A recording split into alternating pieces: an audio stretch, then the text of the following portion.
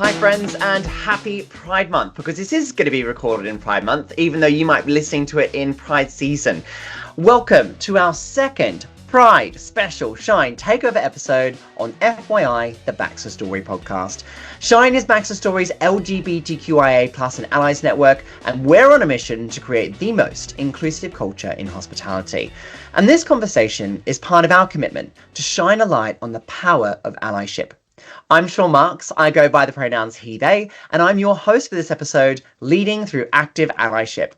Today, I am joined by the incredible Katharine Dixon, General Manager and Co-Chair of Shine's North Hub.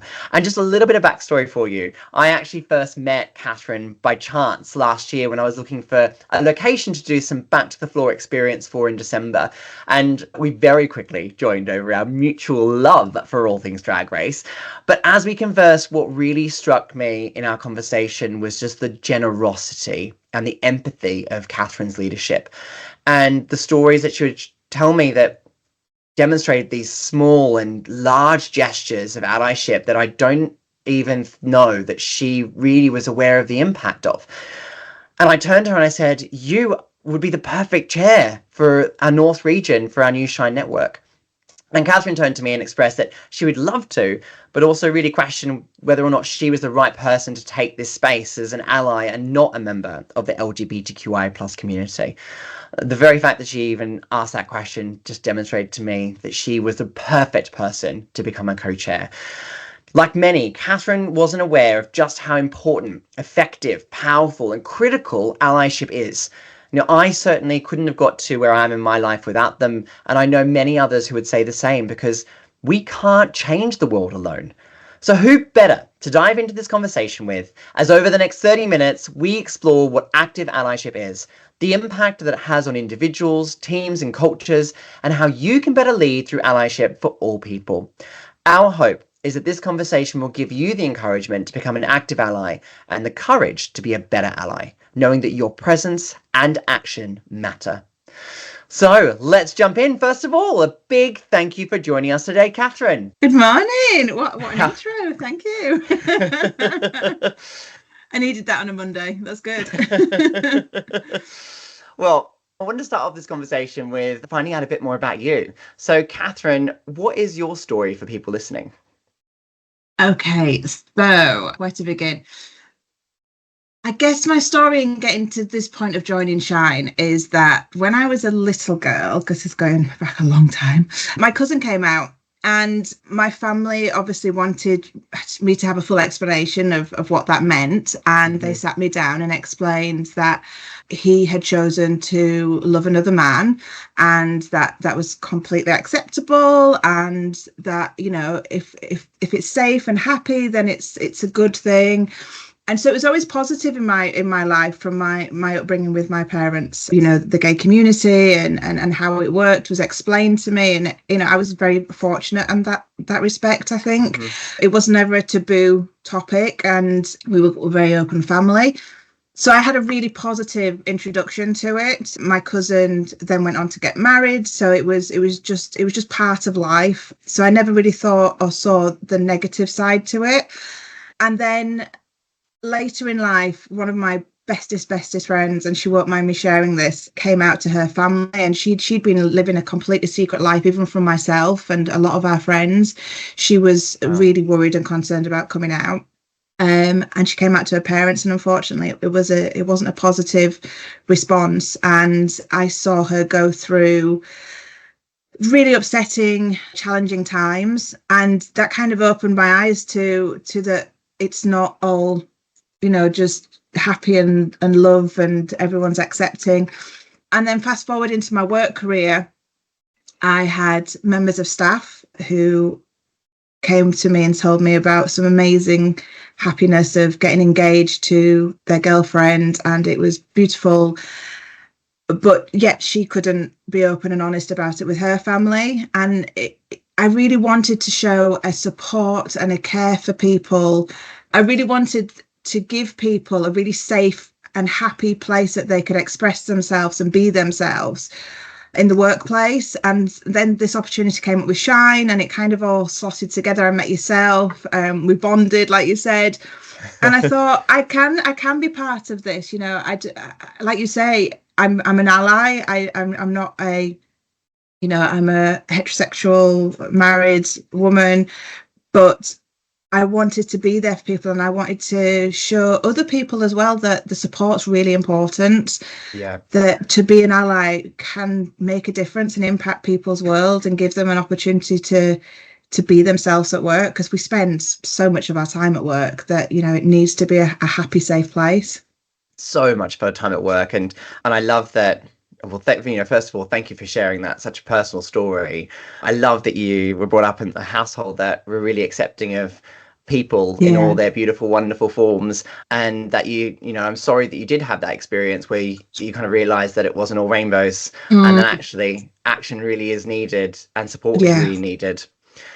Now, I'm really aware that a lot of people listening may not actually understand what an ally is. So I just wanted to quickly define it and then get some of your thoughts on what being an ally means to you. So when I looked up the definition, there's lots of different versions of it, but I quite liked a definition that was given by a group called We Create Space.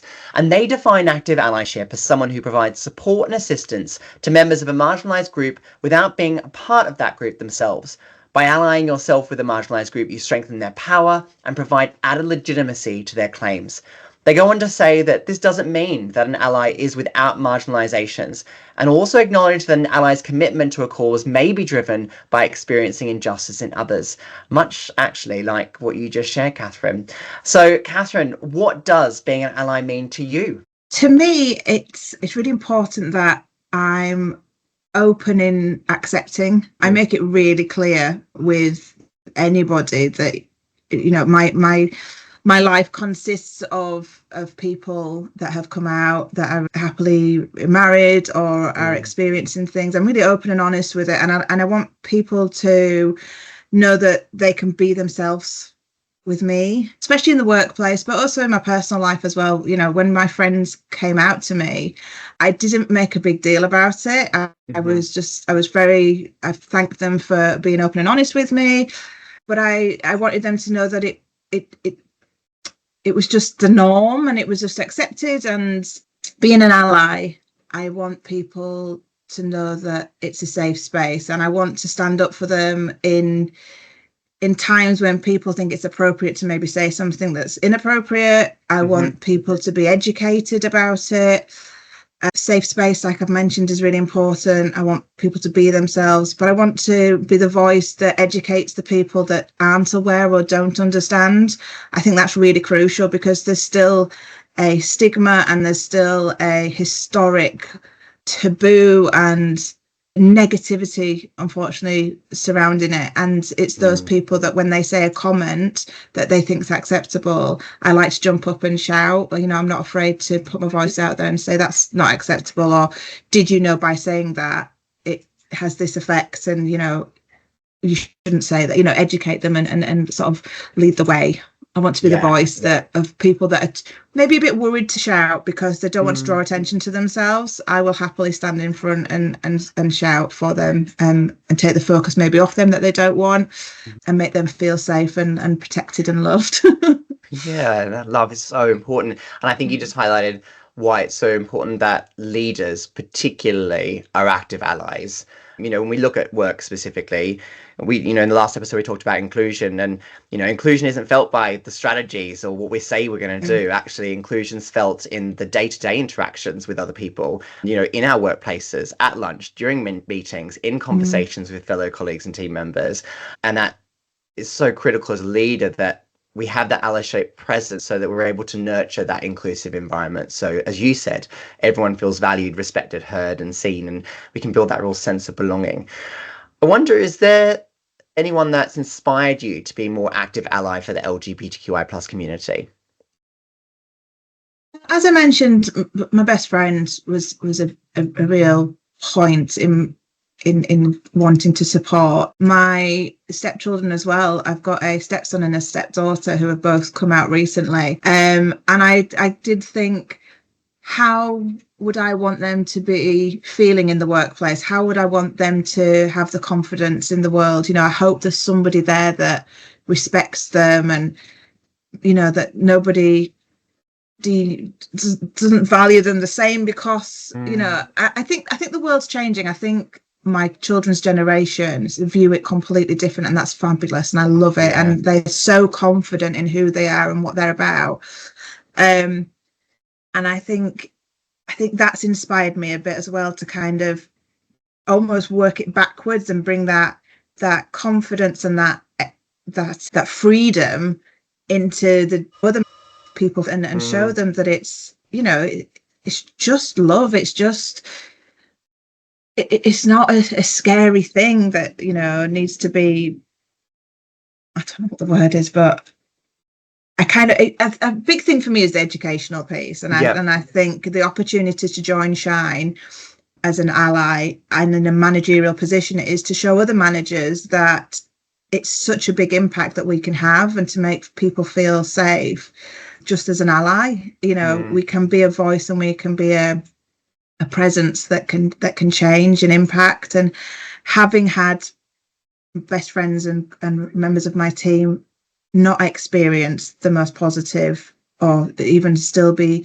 unable to fully be themselves, I never want anybody to feel like that in the workplace. I want them to feel accepted and free to be who they are, and support them and let them know they're valued, and they can just be who they are. So for me, it was a big thing as an ally to be known as an ally, and joining Shine and representing kind of helps with that big time. Yeah, and we love having you part of Shine as well. And it's interesting because you touched on that word fear and the need for education. What else do you think really stops people from being a more visible and active ally? What stops them from moving from that sideline into the pitch? I did just a sports analogy. I've never done a sports analogy in my life. Again, even myself, I feel I still have a lot to learn, and I sometimes doubt myself as an ally. Do I really know what I'm talking about? What happens if I get it wrong? What happens if I say something that's not right, or I address something in the wrong manner? So I understand that people would themselves have fear of being a stand-up ally. But I think that's just another strength. I think putting yourself into the position to be an ally will educate you ultimately. I'm learning, I'm joining in on activities, and I'm joining in on producing documents for BaxterStorey, and all of it is a big learning curve for myself as well. And I still think, oh gosh, what happens if I say something, even on this podcast, what happens if I say the wrong thing? But I think that's appreciated by the community. And I think, I'm putting myself out there so that I can learn, and that I'll learn along the way. And I can understand as well if a manager feels, oh, what happens if I put myself out there to support and some of that negativity comes onto me, what happens if people start taking the mick out of me, or saying comments about me, or think that, maybe you're a heterosexual man and you think, oh, everyone's going to think I'm gay, I couldn't possibly do that. Yep. That in itself is part of being an ally. It's not being afraid to, maybe people do think that, so what? It's you can correct them if you feel you need to, but if they want to believe that about you, so water off a duck's back, as it's it's just putting yourself in a position to know that people think, oh gosh, they're standing up for me and my community, they're supporting me. Creating that safe space is huge in the workplace, and I think it's really key. And I think it's amazing that BaxterStorey have created Shine to support people, because as much as my staff have come to me and are open and honest about their relationships, that's only the ones that have come forward. There could be other people that work for me or work through the wider BaxterStorey that still don't feel comfortable and confident to be themselves. And the more we do, and the more we put out there, and the more people that join and stand united throughout BaxterStorey, the more people will hopefully just be themselves at work and, let their individual shine through, and be who they need to be. So, yes. It's that humanness, isn't it? It's just being, I suppose removing the fear requires people to really believe in and know the impact of why they're doing what they're doing, why they're choosing to kind of be that active ally versus take that step back. So in there, you mentioned, when we look at things that people can do to be a better ally, for those who may already be an ally but actually want to become more active, you already mentioned a couple in there around educating yourself, not expecting perfection, because we are all human and it is about that learning. Yes. Which is really important. What other things can people do to demonstrate active ally leadership? I think definitely sharing the Shine newsletters that come out. Look at me, so on brand. But just, embracing activities that you can that show that you're supporting. So, sharing the newsletter on your staff board. If you do an in-house newsletter, incorporate elements into that. Publicize any of the Shine pieces that come out. So like this podcast, for example, definitely be sharing that with everybody. Celebrating Pride Month, just being open and honest in conversations about how you feel towards it. But yeah, definitely, I think the littlest things can make a big impact on this. I think just printing off the newsletter and putting it on the staff notice board shows that you're incorporating it into the culture of your workplace. Yeah. And I think little things will make people go, oh, they've put that up. They must be comfortable with that. That must be something that they accept. And I think little gestures can make a big difference. For me, I talk about my personal experiences as well with people, because I think it humanizes it. Like you say, it's not just a statistic or information on a board. It makes it that personal touch that people can relate to. And I'll do that with colleagues, just talking about our families, because, a big part of my family now is, my 2 children. And so it's just making people know the truth that I live is something that they might be able to tap into and feel comfortable with them telling their truth. Yeah. But as a manager, the little things, the putting the newsletter on the board, I think would impact straight away, that people know that that's something that you are wanting to share with the team and wanting to support. I think it is those visual things that you can do, and then, as you said, the little gestures, like the conversations that you have with team members, the way that you call out or call in people who may be saying something that may be offensive to somebody who's part of the community. I think that's really important. And then what I also loved what you said earlier is that you hold space. So you recognize that actually some individuals may not be ready to share their stories or be their full selves at work, but you're holding that space, that safe space for them to be able to, when they choose to, step forward into that light. Definitely. And I think that, that is so important in doing that. I think one of the other things that I'd probably add there is pronoun usage. And I know that that's, taken off, and, there's a lot of people now who show their pronouns after their name, but I know that there's also a lot of people who don't. And I kind of get a lot of comments around, oh, well, I don't feel like I need to. And actually, I went to a really interesting event a couple months ago by Checking In, which is a hospitality LGBTQ+ network. And there was a really interesting comment around, actually, if you choose not to show your pronouns after, and you leave it up to the communities of people to do that for themselves, are you really being an ally? Because allyship is, again, about doing something so that you're showing that you're standing with them and they aren't having to fight that fight or fight that battle alone. Yeah. So I think pronouns, again, is another great way that people can demonstrate active allyship in what they do. The other thing that I think that I really liked about the definition I read earlier about recreate space is that recognition of intersectionality in allyship.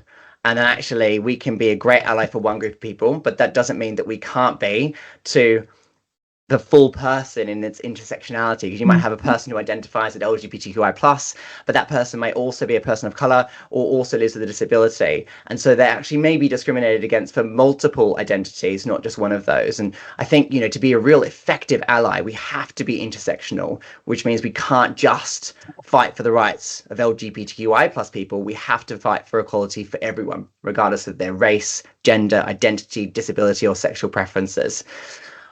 What do you think leaders can do to educate themselves to show up for the whole person? That's a big question for a Monday morning.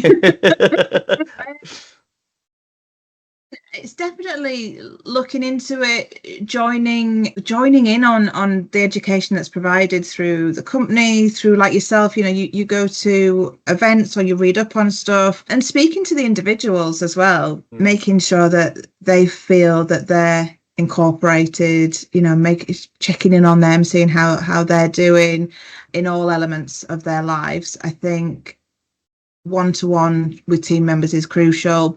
And asking those hard questions, sometimes you need to kind of face to face sort of just check in and ask those tough questions. Do they feel valued? Do they feel incorporated? And I know we do that on a bigger scale through surveys as a company, but as a manager, just making sure that on the floor that they're feeling incorporated and included. And education, I know I've said it all the way through this, but I want to know that I'm getting it right, and I want to know, what the issues are. And as much as the internet has some stuff that will lead you down a rabbit hole, it's full of really useful information, and there's some key websites that can really support you on finding out the answers to those questions that you might not feel comfortable asking somebody, but you can gain that knowledge that way via the internet. And then BaxterStorey, obviously, we have Dive In, Shine, those networks that BaxterStorey have put together hold a lot of useful information that you can tap into. And there's people on there like yourself who I could pick the phone up to, who I could drop an email to. And I think that's the strength of the company, is that we have those key people that would love to get that email to go, oh gosh, yeah, no, totally happy to help. And this is how you could handle it, or these resources are available. So it's not being afraid to ask those questions and to gain that information. And there's loads of people throughout our company that would be more than happy to support on different things. So, for example, a while back, they did the dyslexia podcast. And as somebody who's dyslexic, I was so touched by that. It meant so much that the company was identifying something that I thought was, something that it dealt with at school. And when you're an adult with dyslexia, you just have to get on with it. But the company didn't. The company was like, we see dyslexia as a strength because you have different attributes that you can bring when you've got dyslexia. And it's the same with every other thing that we've got. So as a woman, BaxterStorey talking about the strengths and the issues we have to go through as a woman through the RISE group, and then Shine again is giving that information and those strengths throughout the company. So I've totally got off track. No, I think that was beautifully answered. I think just identifying it really is that people can be part of one resource group. If a business does have lots of resource groups, I can be an ally for RISE and be an active member of the community of Shine and be there for the other ERGs to identify that, intersectionality is a thing, and people are part of multiple of these networks. You don't have to be exclusively to one. And I think, the power, as we start to build more ERGs at BaxterStorey, and I hope we have many more on the horizon, is that as ERGs, we work together collaboratively, and we already do, but even we work further together collaboratively to demonstrate that intersectionality, and so that people feel kind of seen in their full selves. Thank you for your answer to those questions. I really love that. So I've got a little lightning round for you if you're ready. Oh gosh, okay. So quick answer, quick question, a quick response.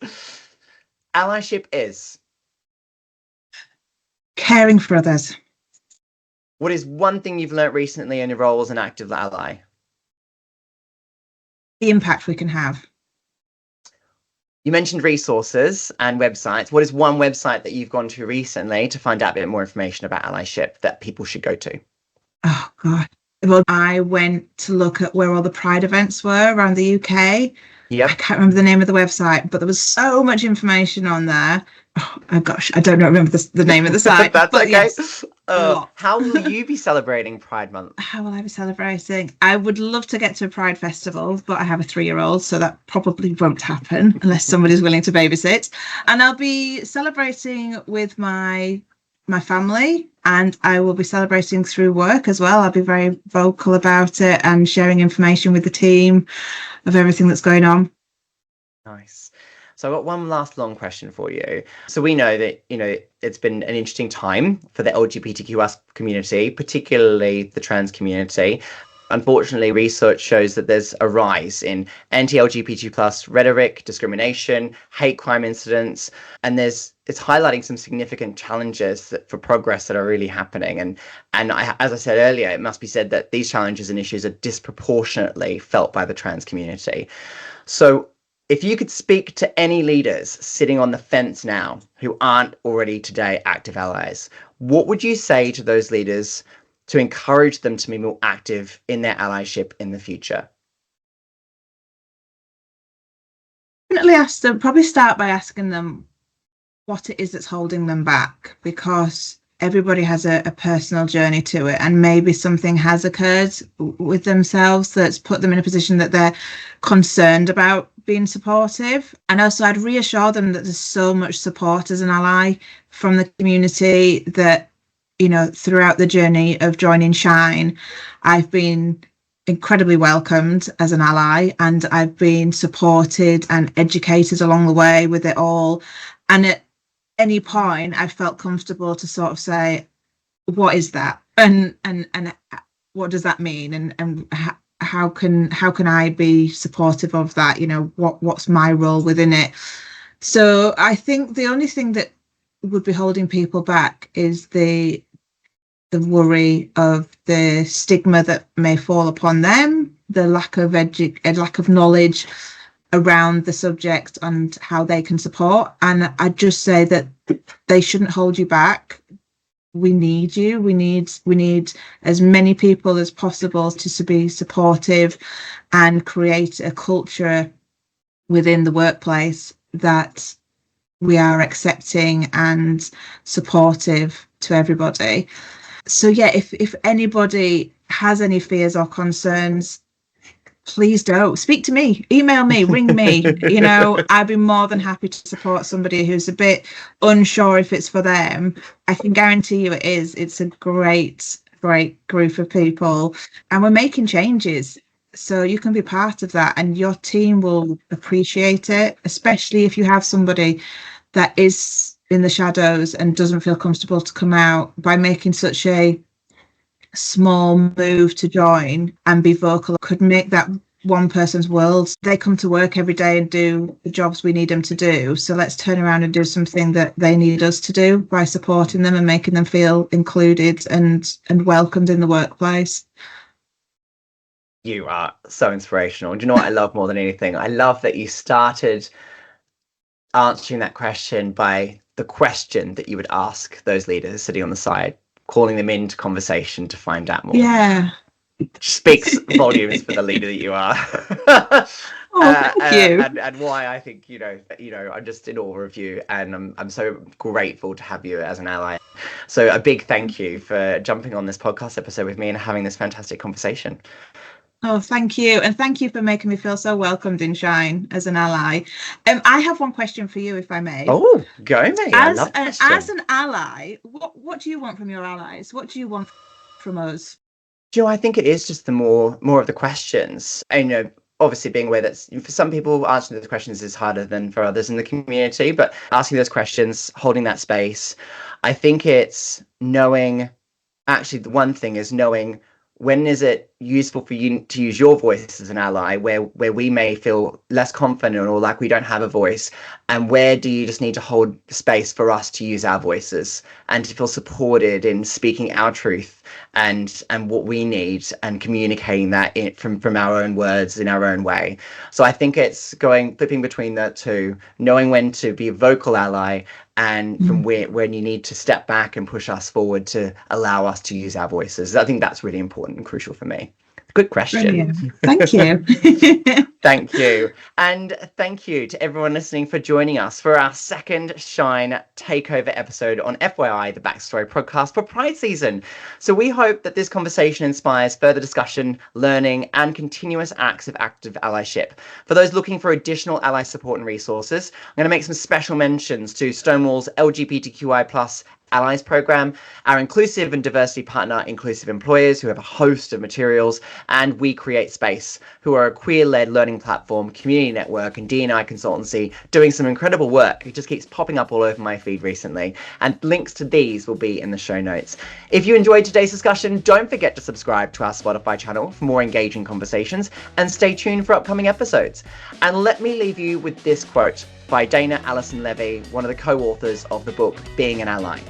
Whatever we call ourselves, an ally, an accomplice, a co-conspirator, we must do better to understand, empathize, and take action to care for each other. Keep shining wherever you're listening. Till next time.